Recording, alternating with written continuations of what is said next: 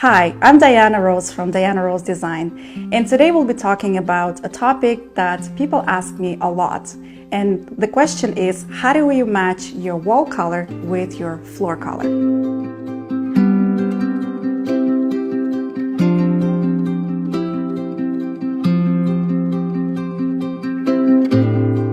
Before you get into this decision, the first thing you need to ask yourself is, what is the design intent? Because design is a language. So you need to understand first that when you combine colors, they create a different feeling. So ask yourself, are you looking to create a very dramatic and bold interior? Or would it be something very classic and elegant and timeless? Or perhaps very airy or minimalistic or even rustic? All these things will determine what would be that perfect pair between your wall and your floor. If you're looking to create a very bold interior, then the best pair for your wall and the floor would be dark floors and off-white colors. Because naturally this will create a very striking contrast, this would be your best pair. Of course, if you want to soften that interior a little bit, you can introduce a little bit of pastel colors on your wall, from dusty pinks to baby blues and linen or mint, because dark floors are quite intense throughout. They also work really well for open concept layouts because this way it kind of grounds everything nicely together.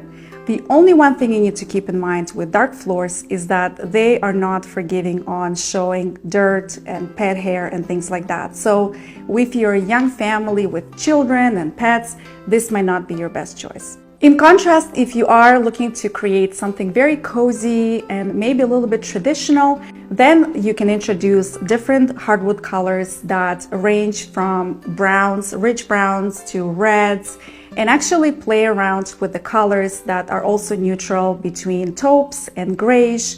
If you want to create a little bit of visual depth, I would recommend going between 2 to 3 shades up or down, depending on the wall or the floor.